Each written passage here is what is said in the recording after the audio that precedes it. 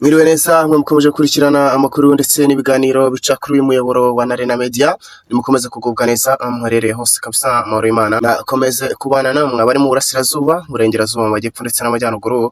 Amahoro y'Imana akomeze kubana namwe abari hanze y'igihugu, rero namwe mukomeze kugubwa neza. Amakuru yacu uyu munsi akomeje kugenda yibanda ku bintu biri kugenda bivugwa ku mbuga nkoranyambaga zigiye zitandukanye. Tugarutse kuri aya makuru rero nuko Minisitiri Dr Habimana yeretse abadaso bashya imyifatire ibyaha bakwiriye kurwanya nk'uko yakomeje kugenda abitangaza. Amerika rero nayo ikaba yamaze gukuriraho Uburusiya bimwe mu bihano kabisa, kubera ko Trump yitegura guhura na Putin nk'uko bikomeje kugenda bitangazwa. Uburusiya rero nabwo bukaba bwakomeje gushyiraho uburyo bw'ikoreshwa rya WhatsApp ndetse na Telegram mu buryo bwo kurwanya ibyaha bigenda bikorerwa kuri izi mbuga. Tugarutse rero ku makuru yacu arambuye nuko Minisitiri Dr Habimana yeretse abadaso bashya twarereme bikomeje kugenda igaragara mu baturage, bakaba rero bakwiye kuza bagahangana n'iyo myitwarire mibi bakomeje kugenda bifatanya n'abaturage ndetse n'abashinzwe umutekano. Minisitiri rero yagize ati, Minisitiri w'ubutegetsi bw'igihugu Dr Habimana Dominique yabwiye abadaso bashya ko bakwiriye gushyira imbaraga mu gufatanya n'izindi nzego kurwanya ibyaha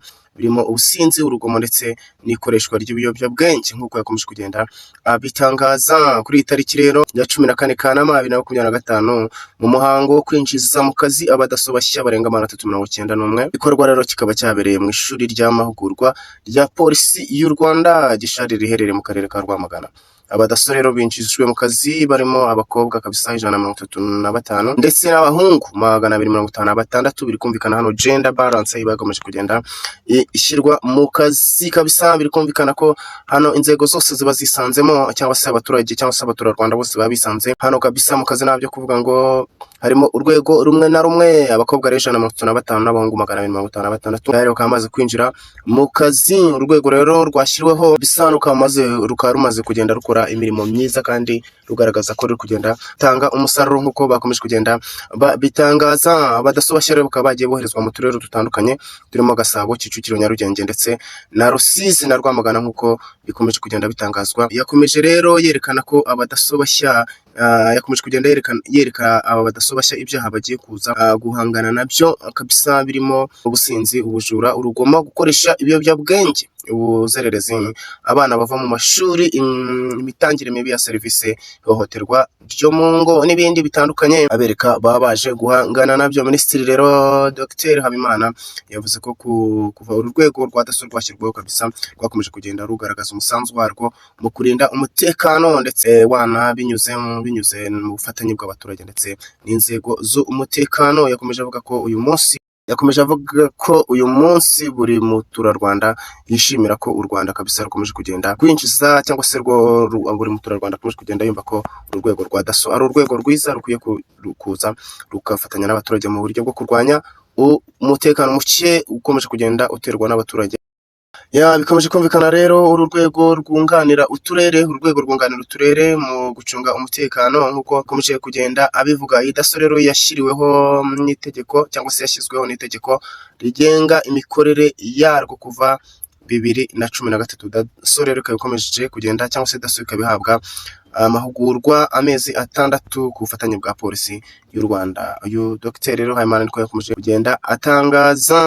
Muri Amerika rero, cyangwa se Amerika ikaba tayari yamaze gukuraho ibihano. Minisitiri w'imari ya Leta Zunze Ubumwe za Amerika yahagaritse by'agateganyo bimwe mu bihano icyo gihugu cyari cyafatiye Uburusiya mu rwego kugira ngo ibiganiro biteganyijwe hagati ya Donald Trump na Vladimir Putin bizabe mu mwuka mwiza. Ku itariki ya 13 Kanama rero nibwo ibiro bishinzwe igenzura ry'ibihano kungu muri Minisiteri y'Imari OFAC byatangaje ko kabisa haba hagiye kubaho koroherezwa kuba harekurwa bimwe mu bintu byari byaragiye bifatwa na Amerika kabisa, kugira ngo ibiganiro biri hagati, cyangwa se ibiganiro bizaba hagati ya Donald Trump ndetse na Vladimir Putin bizabe hari umwuka mwiza nk'uko bakomeje kugenda babitangaza.